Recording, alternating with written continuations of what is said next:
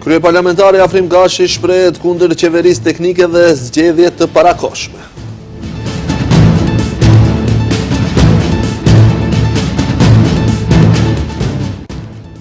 LSDM publikoi bombën e re, pretendon për një skandal me 51 tender për firma të preferuara të VMRO-DPMNE-s.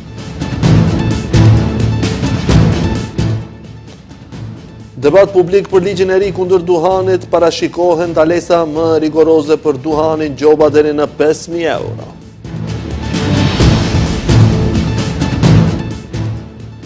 I ftohti siberian e kap edhe Maqedoninë e Veriut, temperatura jashtëzakonisht të ulëta në të gjithë vendin.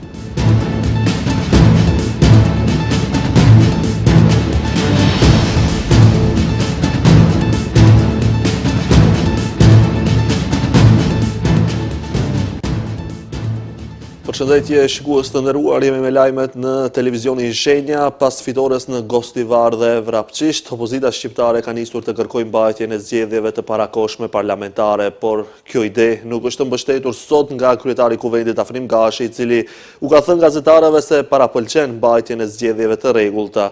Kryeparlamentari është shprehur gjithashtu edhe kundër qeverisë teknike 100 ditë para zgjedhjeve. Pasi zgjedhjet lokale përfunduan, tani është hapur debat për mundësi për zgjedhje të parakoshme parlamentare. Opozita kërkon një gjë të tillë, ndërsa kreu i Kuvendit Afrim Gashi është shprehur kundër. Ai gjatë brifingut me gazetarët tha se ai është pro zgjedhjeve të rregullta.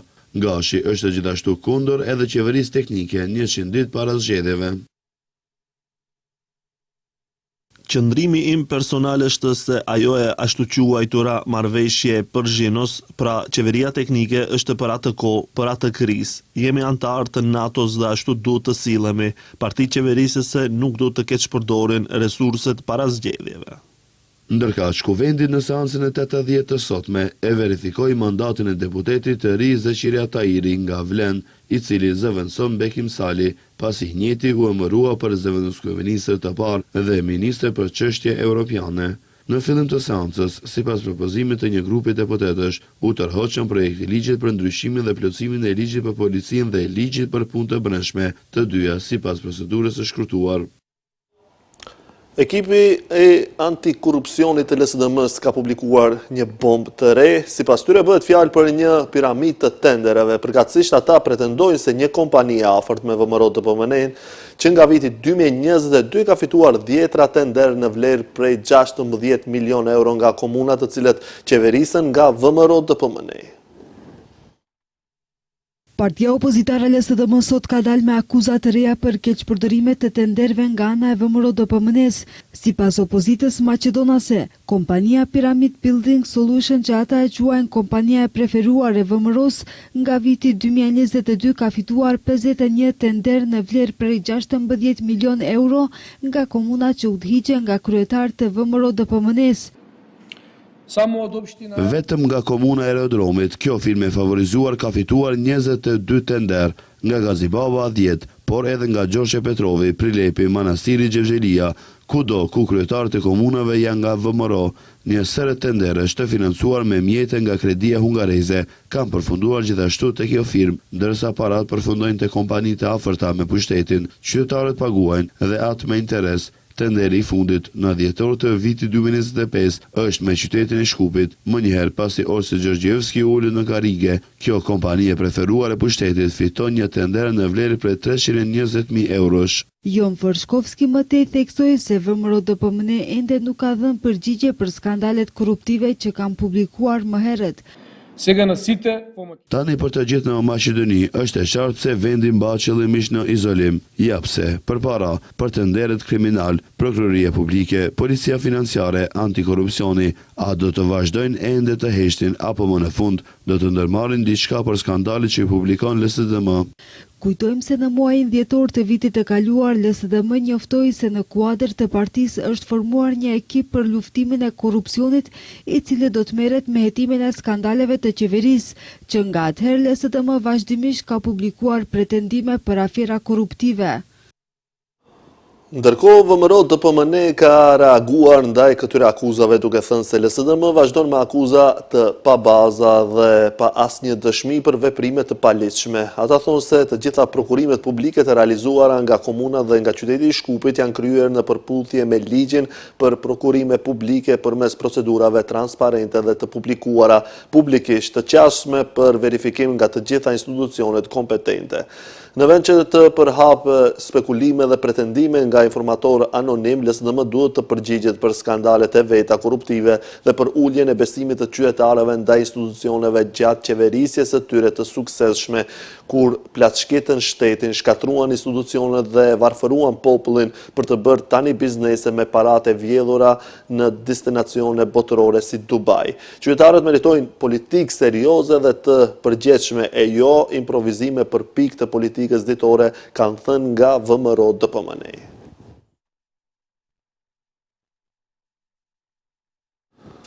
Ministria e Shëndetësisë ka publikuar projekt ligjin e ri për mbrojtje nga duhani, duke paralajmëruar masa të ashpra dhe ndëshkime të rënda. Pirja e duhanit përfshirë cigaret elektronike ndalohet plotësisht në të gjitha hapësirat e mbyllura dhe në transportin publik. Do të lejohet vetëm në hapësirat të hapura të përcaktuara rreptësisht. Ligji ndalon reklamimin dhe promovimin e duhanit, shitjen për të miturit.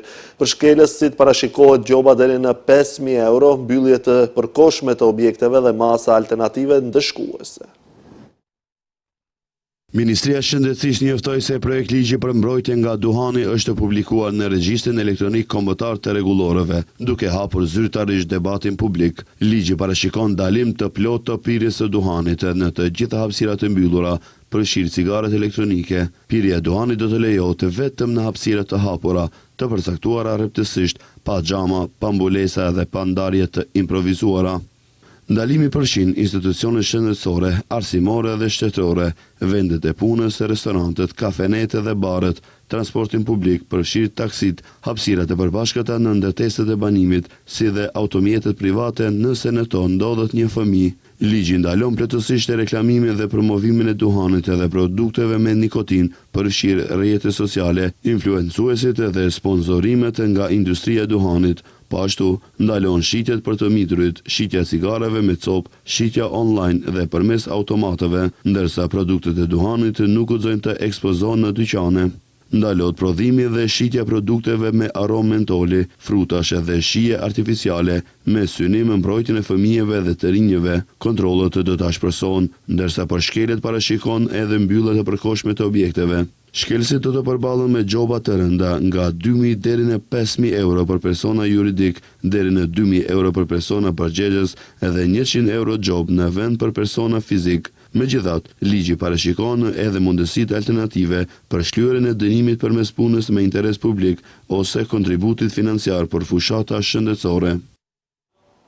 Ministria e Punëve të Brendshme informoi se ka sekuestruar 5.050 steka cigaresh dhe cigaresh elektronike të dielën pasdite në pikën kufitare Dojrani Vjetër në dalje nga shteti. Zyrtar policor në koordinim me zyrtar doganor dhe një pjesëtar të Frontexit e privuan nga liria 56 vjeçarin MG nga Republika e Serbisë, i cili drejtonte një automjet transportues MAN me gjysmë rimorkio Schmitz me targa nacionale serbe.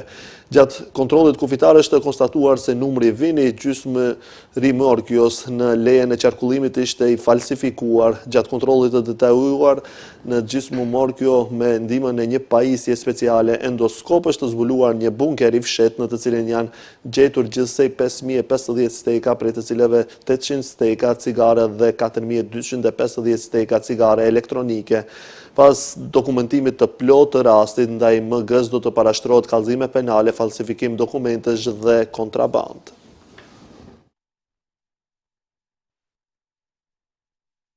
Policia njoftoi se ka privuar nga liria një person që dyshohet se ka dëmtuar xhamin e derës së ambasadës së Bullgarisë në Shkup. Pas reagimit të Ministrisë së Jashtme, sot ka reaguar edhe Ministri i Jashtëm Timço Mucunski, i cili dënoi incidentin dhe tha se bëhet fjalë për një rast të izoluar dhe se institucionet kanë reaguar shpejt dhe me efikasitet.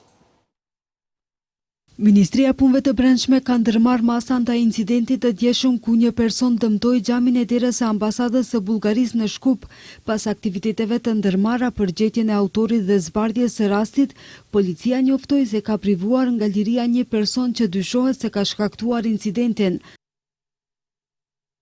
Sot, 12 janar 2026, në orën 12:40 në rrugën Kirilli dhe Metodi në Shkup, zyrtar policor nga Njësia e Punëve të Brendshme, Qendra dhe Bitpazar e privua nga liria personin SHA 54 vjeçar nga Shkupi, pasi dje 11 janar 2026 ai kishte dëmtuar xhamin e derës hyrëse të ambasadës së Republikës së Bullgarisë në Shkup. Më njëherë pas marrjes së kallëzimit, u ndërmorën masa dhe aktivitete për gjetjen e autorit dhe zbardhjen e rastit dhe SHA u arrestua, ndërsa pas dokumentimit të rastit do të parashtrohen kallëzim përkatës. Ndërkaq pas reagimit të Ministrisë së Jashtme, sot ka reaguar edhe Ministri i Jashtëm Timço Mucunski, i cili e dënoi incidentin dhe tha se bëhet fjalë për një rast të izoluar dhe se institucionet kanë reaguar shpejt dhe me efikasitet. Informacije za izoliran Sipas informacioneve fillestare, dëmi i materiali shkaktuar nuk është i madh, por pavarësisht kësaj incidenti dënohet maksimalisht. Ministria e Punëve të Brendshme është kompetente për hetimin dhe se aty duhet të kërkon informacione më të detajuara, por ajo që mund të them është se institucionet kanë reaguar shpejt dhe me efikasitet ndaj kësaj ngjarje. Incidenti ndodhi të dielën ndërsa ngjarja u konfirmua me fotografi dhe video të publikuara nga Ministria e Punëve të Jashtme të Bullgarisë, e cila reagoi ashpër duke e vlerësuar si sulm ndaj misionit diplomatik. Shprehim shqetësim të thellë se ky akt i shëmtuar është rezultati i mungesës sistematike të reagimit nga ana e institucioneve kompetente në Republikën e Maqedonisë së Veriut ndaj sulmeve të mëparshme dhe akteve vandaliste ndaj objekteve të lidhura me Bullgarinë dhe komunitetin bullgar, tha në njoftimin nga Sofia. Kujtojmë se incidentet të këtilla në vend janë regjistruar edhe më herët, ku në territorin e Maqedonisë janë vandalizuar objekte kulture bullgare. Levica propozon shfuqizimin e Komisionit Rregullator të Energjetikës dhe transferimin e kompetencave të Ministria e Energjisë. Deputeti Amar Mecinović theksoi se modeli aktual thellon varfërinë energjetike dhe lejon rrjedhjen e parave publike në xhepat e privatëve. Ai tha se mijëra familje jetojnë në varfëri energjetike, ndërsa çmimet e energjisë rriten, ndërsa ndërmarrjet publike fundosin në borxhe dhe distributorët privat të energjisë realizojnë fitime të vazhdueshme.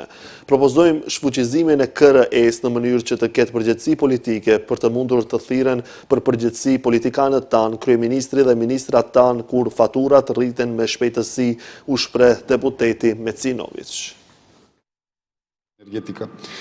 Така нареченото независно тело. Ky sistem nuk është rastësor, por rezultati vendimeve të vazhdueshme të fshehura pas maskës së pavarësisë së KRE-s. Trupi i quajtur i pavarur KRE ka funksionuar për vite me radhë si mburoj për interesat e EVN-s dhe distributorëve të tjerë privat, e jo si mbrojtës i qytetarëve. Ministria e Shëndetësisë i ka dhuruar Institutit të Shëndetit Publik 7.500 vakcina kundër hepatitit B me një vlerë totale prej $123.450. Vakcinat pritet i pranojnë 2.500 punonjës shëndetësor në institucionet shëndetësore. Ministri i Shëndetësisë Azer Aliu deklaroi se pa një punonjës shëndetësor të mbrojtur dhe të sigurt nuk ka vazhdimsi të shërbimeve shëndetësore. Pa një punonjës shëndetësor të mbrojtur dhe të sigurt, nuk ka vazhdimsi të shërbimeve shëndetësore, nuk ka stabilitet në funksionalitetin e institucioneve dhe nuk ka besim nga qytetarët tek institucionet shëndetësore. Kështu deklaroi Ministri i Shëndetësisë Azer Aliu, duke theksuar se në këtë kontekst sot u dha donacion për Institutin e Shëndetit Publik për 7.500 vaksina kundër hepatitit B me një vlerë totale prej $123.450. Për të, ekosistemi më i rëndësishëm që e mban funksional sistemin e shëndetësisë janë kapacitetet njerëzore. Prandaj, përgjegjësia e tyre si bartës e institucioneve është të krijojnë në kushte që punonjësit shëndetësor të mos mbeten të vetëm. Pikërisht për këtë arsye, mbrojtja e punonjësve shëndetësor është vendosur si standard për të cilën kujdesemi vazhdimisht që ta mirëmbajmë dhe ta përmirësojmë ata. Në këtë kontekst, sot nënshkruam një marrëveshje donacioni nga Ministria e Shëndetësisë për Institutin e Shëndetit Publik për 7.500 vakcina kundër hepatitit B, me një vlerë totale për $123.450 amerikan. Me këtë donacion, duke administruar 3 doza për person, do të përfshihen 2.500 punonjës shëndetësor në institucionet tona. Ministri thot se bëhet fjalë për një masë konkrete parandaluese për uljen e ekspozimit ndaj rreziqeve shëndetësore të punësuarve në sistemin shëndetësor, duke forcuar njëkohësisht edhe sigurinë e pacientëve. Ministri Aliu po ashtu bëri të ditur se siguruan edhe mbështetje shtesë për Institutin për Shëndet Publik, e cila është orientuar drejt forcimit të biosigurisë. Maqedonia e Veriut është të përfshirë në ndikimin e anticiklonit siberian, një rrymë e ajrit jashtëzakonisht e ftohtë, e cila ka përfshirë edhe kontinentin evropian. Drejtoria për punë hidrometeorologjike thekson se në këto kushte mbizotron moti i qëndrueshëm i thatë dhe kryesisht me diell, por shumë i ftohtë. Drejtoria për punë hidrometeorologjike ka bërë të ditur se territori i Maqedonisë së Veriut ndodhet në ndikimin e anticiklonit siberian, pra në ndikimin e presionit të lartë ajror dhe një masë ajri jashtëzakonisht të ftohtë që zbret drejt për drejt nga Siberia drejt pjesës së kontinentit evropian. Moti ishte jashtëzakonisht i ftohtë kudo në Ballkan gjatë mëngjesit të sotëm, të hënën më 12 janar 2026, territori i Ballkanit edhe i Maqedonisë ndodhet në ndikimin e anticiklonit siberian, i cili shkakton mot të ftohtë e të thatë, si dhe temperatura jashtëzakonisht të ulta të ajrit. Drejtoria thekson se në këto kushte mbizotron moti qëndrueshëm, i thatë dhe kryesisht me diell, por shumë i ftohtë, me paraqitje të vranësirave të pakta deri mesatare lokale, ku dhe her pas here fryen erë përforcuar nga drejtimi verior. Në Shkup dhe rrethin, mëngjesi i së martës, temperatura pritet të zbresë afërsisht deri në -10 gradë Celsius. DPHM informon se dhe dita e nesër me 13 janar do të jetë e ftohtë, kur temperaturat në disa pjesë të Maqedonisë edhe gjatë ditës do të mbeten nën zero, për shkak të temperaturave jashtëzakonisht të ulta që priten edhe në vazhdim. Sërish do të ketë paraqitje të akullit në rrugë si dhe ngrica të forta në orët e mëngjesit. Drejtoria u bën apel drejtuesve të automjeteve të jenë maksimalisht të kujdesshëm gjatë drejtimit të automjeteve të tyre, veçanërisht nëse udhtojnë drejt kalimeve malore.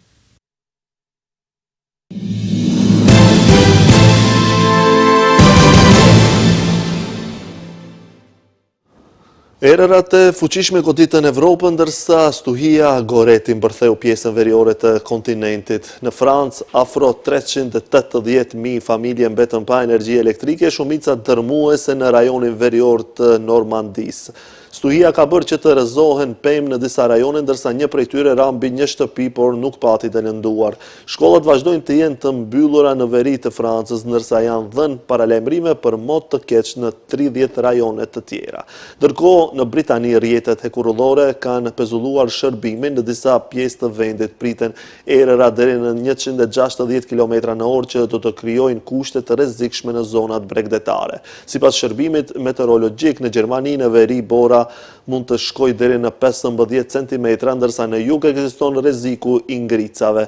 Temperatura gjatë fundjavës pritet të arrijë deri në -20 gradë Celsius. Në Hamburg, si pasojë e motit të ftohtë, janë shkaktuar vonesa dhe anulime në rrjetin e transportit publik. Kjo situatë ka shkaktuar anulime të më shumë se 2000 fluturimeve, kaos në rrugë dhe hekurulla në Holand.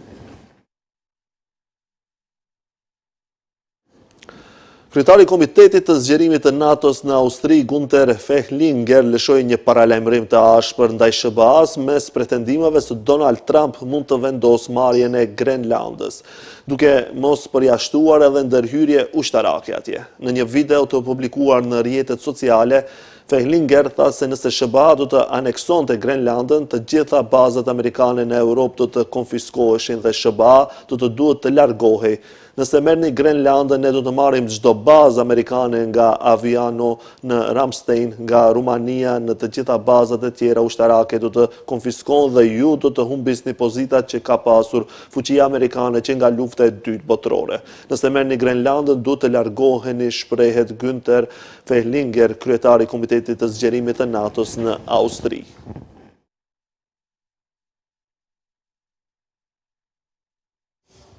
Presidenti i SBA-s Donald Trump postoi të dielën një fotografi të tij dhe shpalli veten president në detyrë i Venezuelës, disa ditë pas operacionit ushtarak amerikan që çoi në kapjen e presidentit të vendit Nicolas Maduro. Në kompaninë e tij të mediave sociale, Trump shpalli veten udhëheqës në detyrë i vendit të Amerikës së Jugut që nga janari 2026.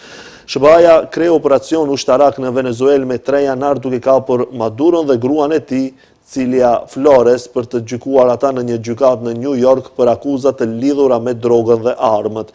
Trump tha se administrata e tij do të drejtonte Venezuelën dhe asetet e saj të naftës gjatë një periudhe tranzicioni. Pas kapjes së Maduros, zëvendës presidentja e tij Delcy Rodriguez u betua si presidente e përkohshme. Qeveria e re e vendit ka vazhduar të angazhohet me administratën e Trumpit gjatë gjithë kësaj periudhe me një ekip amerikan të personelit diplomatik.